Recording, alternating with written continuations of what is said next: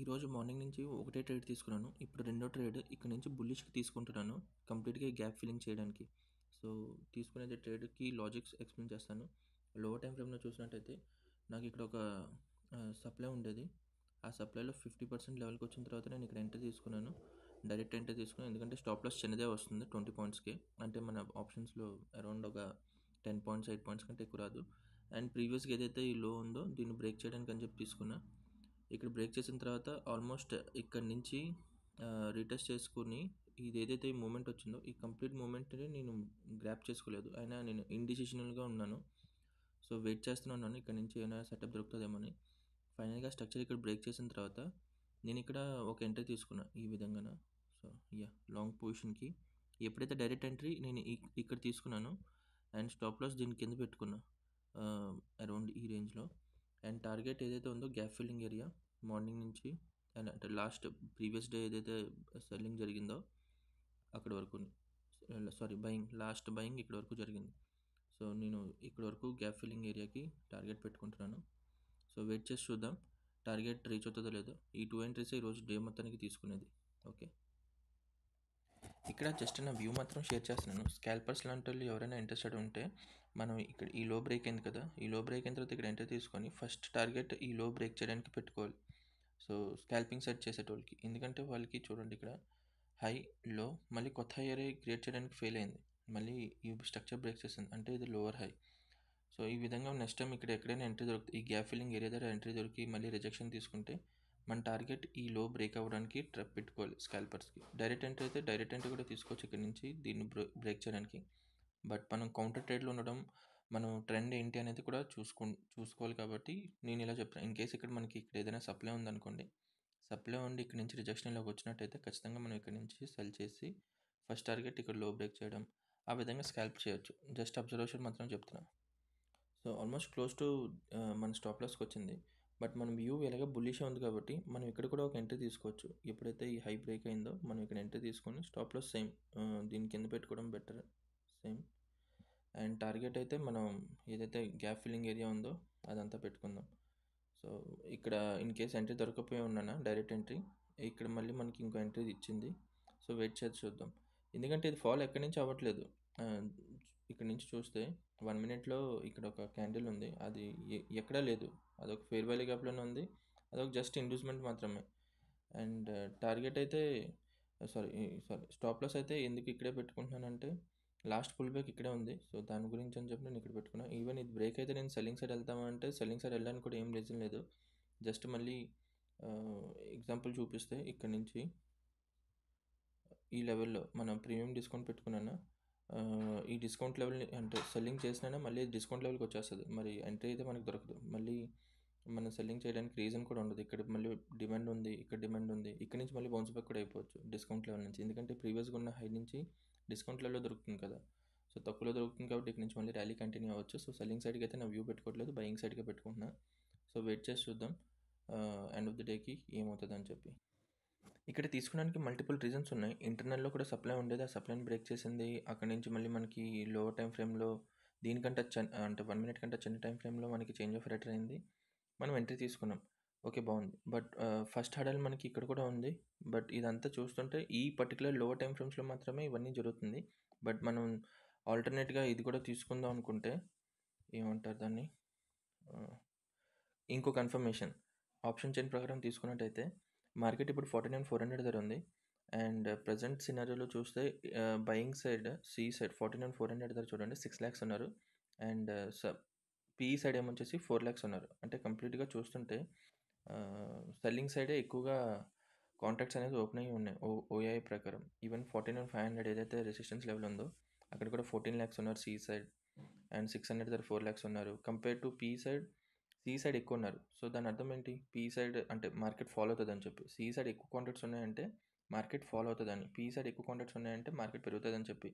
Option chain చూస్తుంటే market max కిందకి వస్తుందని చెప్పి చూపిస్తుంది.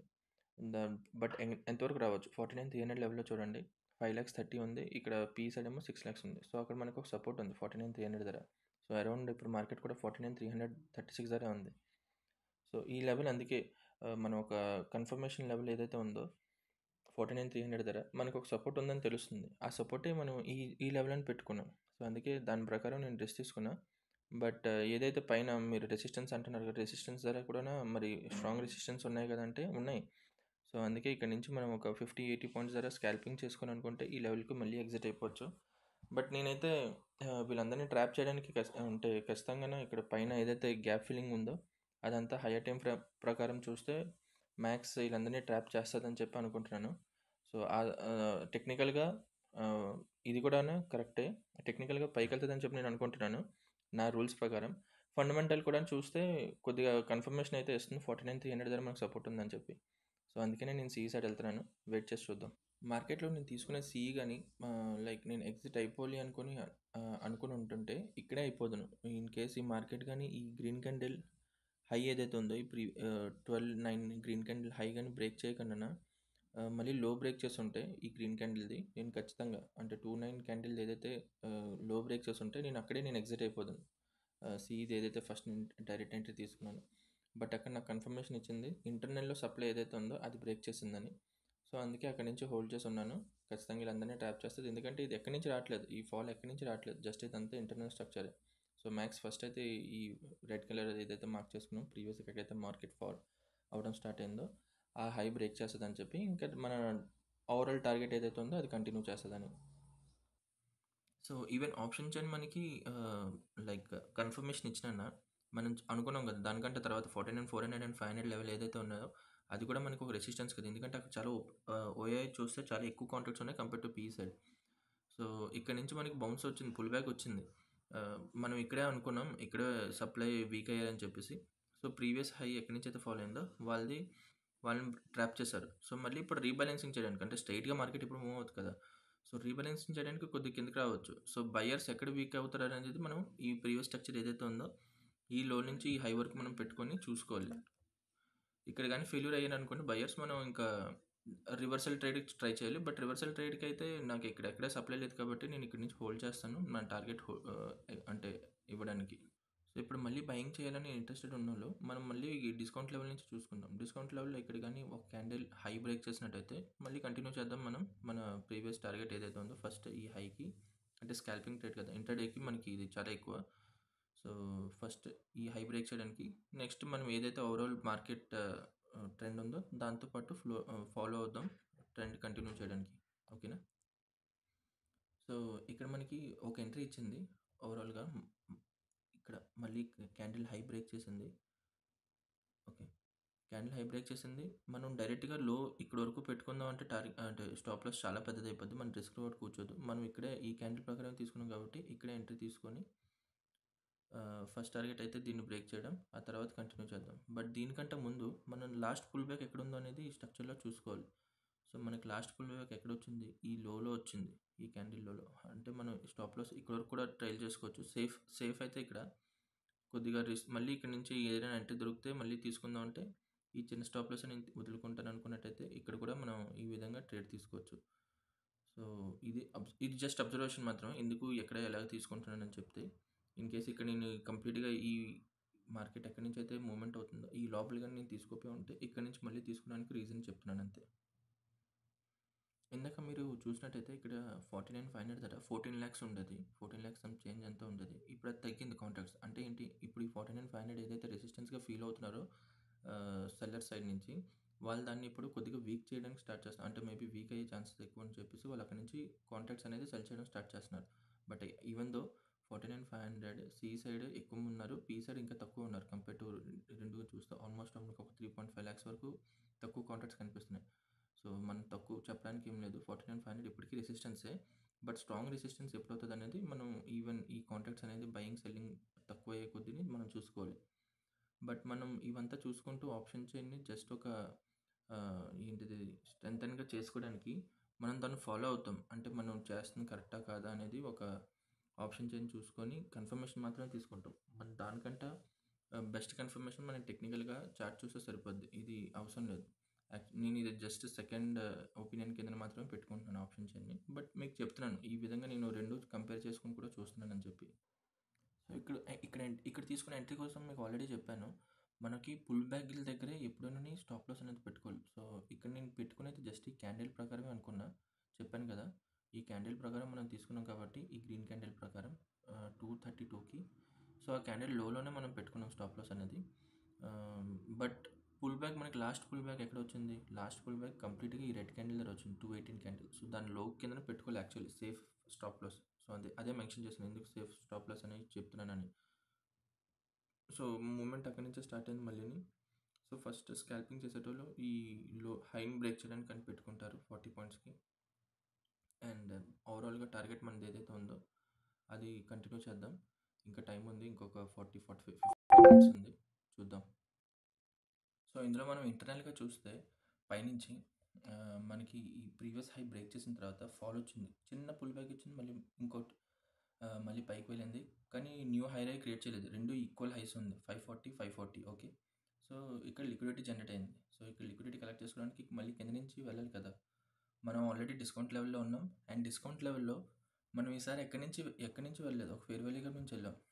సో, నెక్స్ట్ పైకి వెళ్ళాలి అంటే మనకి ఏముంది స్ట్రాంగ్‌గాన లాస్ట్ మన పుల్ బ్యాక్ ఏదైతే ఉందో ఈ పుల్ బ్యాక్‌లో ఇక్కడ ఇంకా ఏదో డిమాండ్స్ ఉండొచ్చు లోవర్ టైమ్ ఫ్రేమ్‌లో. సో, మనం ఇక్కడి నుంచి లైక్ ఆల్రెడీ మిటిగేటెడ్ పోర్షన్ నుంచి తీసిస్తే సో వెయిట్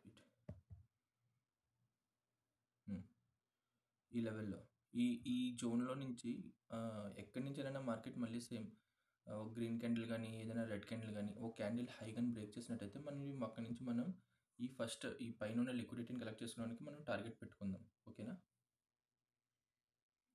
సో, మళ్ళీ మార్కెట్ మూవ్‌మెంట్ అనేది వచ్చింది. ఈసారి కూడా 540 లెవెల్ అంటే 3 టాప్స్ అయింది. 1, 2 అండ్ 3.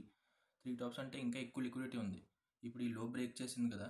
ఇన్ కేస్ లో బ్రేక్ చేసినట్టయితే మనం ఇక్కడి నుంచి సెల్లింగ్‌కి ప్లాన్ చేయొచ్చు. బట్ అంటే అబ్జర్వేషన్‌కి మాత్రం సెల్లింగ్‌కి ఇక్కడి నుంచి ప్లాన్ చేయొచ్చు. స్టాప్ లాస్ మాత్రం దాని పైన పెట్టుకోవాల్సి వస్తది. ఎలాగో స్టాప్ లాస్ హిట్ అవుతది. మనం ఓపెన్‌గా పెట్టుకోవాలి. సో, నేను ఇక్కడే పెట్టుకుంటాను. ఇప్పుడు ఈసారి ఈ జోన్‌కి ట్యాప్ అయ్యి ఇక్కడి నుంచి మార్కెట్ మూవ్‌మెంట్ అయ్యి పైకి వెళ్తదని చెప్పి టార్గెట్ పెట్టుకుంటాను. సో, చూడండి. ఇది కూడా అబ్జర్వేషనే. జస్ట్ అబ్జర్వేషన్ చేయండి. ఇక్కడి నుంచి మనకి ఎంట్రీ గాని దొరికితే మనం పైనున్న లిక్విడిటీ అంతా కలెక్ట్ చేసుకోవడానికి పైకెళ్దాం. ఓకే. మార్కెట్‌లో బయింగ్ ప్రెషర్ చూడండి ఎంతుందో. ఈ రెడ్ క్యాండిల్ ఏదైతే ఉందో లో ఇక్కడ క్లోజ్ అయింది. Next candle direct gap up ఇక్కడికి ఓపెన్ అయింది. సో, అరౌండ్ ఒక 15, 20 పాయింట్స్ ఒకేసారి పైన ఓపెన్ అయింది. బయింగ్ ప్రెషర్ అయితే చాలా ఎక్కువ ఉంది. ఎందుకంటే పైన లిక్విడిటీ ఆల్రెడీ చాలా ఉంది ఇక్కడ. సో, సెల్లర్స్ లిక్విడిటీ ఇక్కడ గ్రాబ్ చేసుకొని అప్పుడు పడ్డానికనే వెయిట్ చేస్తుంది. సో, పడ్డానికి కూడా నాకైతే ఏం రీజన్ లేదు. So, go with the flow అన్నట్టే. ఇంకా ఇక్కడి నుంచి కానీ బ్రేక్ అయిందంటే స్టాప్ లాస్‌లు చాలామంది పైన ఉంటాయి. అండ్ డే హైలో కూడా లిక్విడిటీ ఉంటది. మీకు ఆల్రెడీ చాలా సార్లు చెప్పాను. ఈ డే హైలో కూడా లిక్విడిటీ ఉంటది. సో, ఈ డే హై బ్రేక్ చేసిన తర్వాత మేబీ కరెక్షన్ రావచ్చేమో అని అనుకుంటున్నా. సో, చూద్దాం. సో, ఫైనల్‌గా మన జోన్‌కి అయితే వచ్చేసింది. అయినా ఈ సెల్లింగ్ అబ్జర్వేషన్ ఏదైతే పెట్టుకున్నామో అది కూడా టార్గెట్ ఇచ్చింది ఆల్మోస్ట్.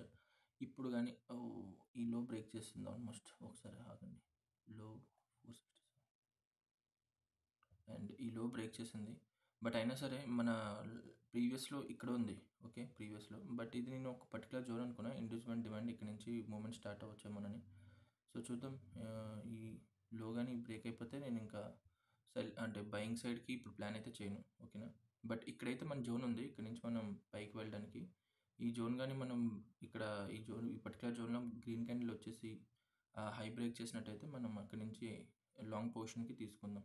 ఫస్ట్ టార్గెట్ ఈ 3 టాప్స్ ఉన్నాయి కదా! అంటే ట్రిపుల్ టాప్ చేసింది. ఇక్కడ ఉన్న లిక్విడిటీని గ్రాబ్ చేయడానికి అండ్ ఇది ప్రీవియస్ డే అంటే ఈ రోజు డేది హై ఇది.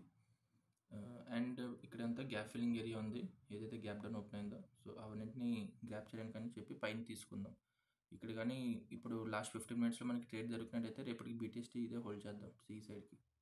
సో, ఇక్కడ ఆల్మోస్ట్ మనకి ఎంట్రీ దొరికింది. Last red candle high break చేసింది. సో, మనం ఇక్కడ ఎంట్రీ తీసుకొని స్టాప్ లాస్ దీని కింద పెట్టుకుందాం. తక్కువ పాయింట్స్ వస్తున్నాయి. సో, పర్లేదు ప్రాబ్లమ్ లేదు. ఎంట్రీ తీసుకుందాం. ఫస్ట్ టార్గెట్ అయితే దీన్ని బ్రేక్ చేయడం. ఓకే. అండ్ సేఫ్ ఎంట్రీ అయితే మళ్ళీ ఇంకోసారి మార్కెట్ కిందకొచ్చిన తర్వాత అంటే బ్రేక్ అయితే ఇక్కడ అయింది. మళ్ళీ ఇక్కడ హోల్డ్ చేసి మళ్ళీ ఈ లెవెల్ ఏదైతే ప్రీవియస్‌గా కరెక్షన్ చేసుకుందో అక్కడి నుంచి కానీ ఎంట్రీ తీస్తే ఇంకా సేఫ్ ఎంట్రీ తీసుకొని స్టాప్ లాస్ మాత్రం ఇదే పెట్టుకుందాం. ఓకేనా? అది ఎక్స్‌ప్లెయిన్ చేస్తాను ఇన్‌కేస్ ఎంట్రీ దొరికినట్టయితే.